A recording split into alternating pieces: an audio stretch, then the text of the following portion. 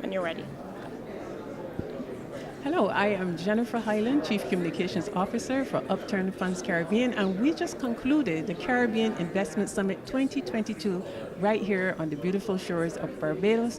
With me, I have Louis Buck. He is a consultant partner with Rich Partners Consultant, and he presented on waste management, and that has been a really great topic that we've covered today. And I want to get his feedback about what his opinion is on the summit and his presentation, and really what he believes that waste management can do for the Caribbean, and then wrap it up and let us know what he feels, moving forward can be, a very pivotal opportunity for the governments of the Caribbean to include waste management as part of their policy. So Louis, welcome to Barbados again. It's really great having you and engaging with you. You made a presentation on waste management. And I want you to tell our viewers who may not have been obviously part of this summit, can you succinctly tell them what waste management in terms of your presentation, and what it can mean for the governments in terms of their waste management, and what can they look forward to with this particular innovation?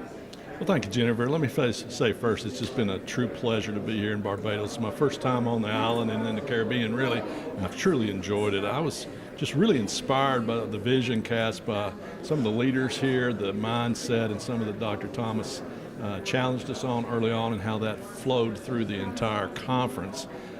It's really great fun. We have some advanced technology from Oak Ridge National Lab, state-of-the-art technology that we're using in the Dominican Republic. When you look at some of the challenges in the Caribbean, waste is one of them, and particularly our technology can handle plastic.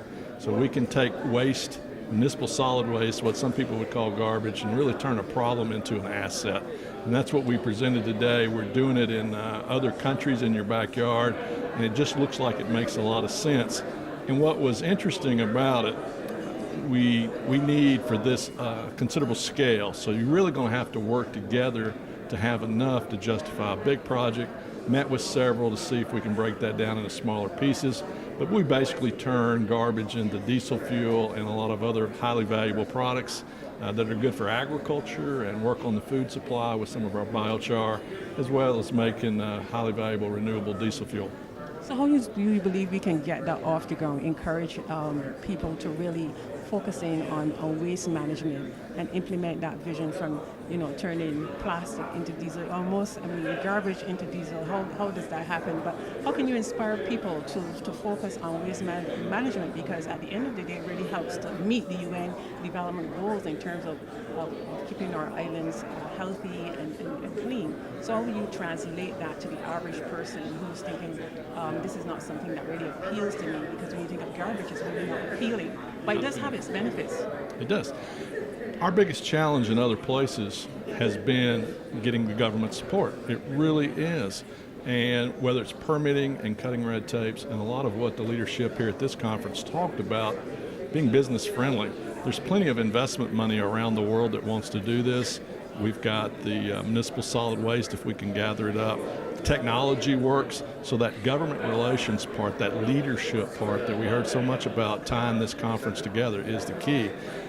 It's great when each and every citizen will put their bottles in one place and their aluminum cans in one place and their plastic in another place.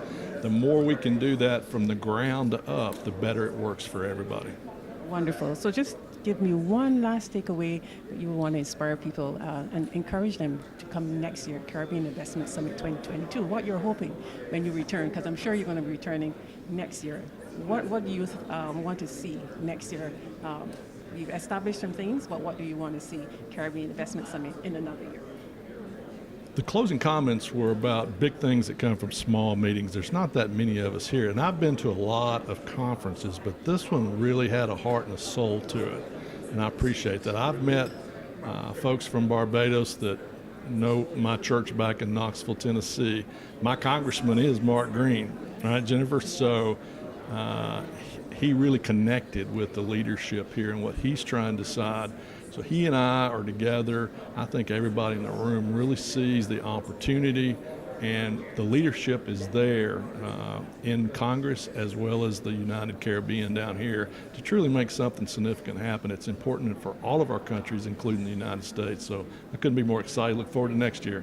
Wonderful, and we are actually looking forward to seeing you next year, and with your support and driving up, that support and bringing more persons here so that they can participate in this innovation that we're looking to really achieve for the next year. We really want to thank you for coming.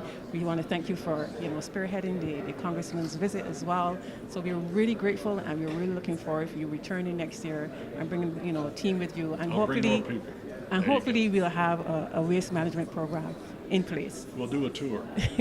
Wonderful. Thank you, Louis. It was great having you. It's been a great pleasure. That's it. We were just speaking to Louis Buck, and he was part of the team that spoke about waste management.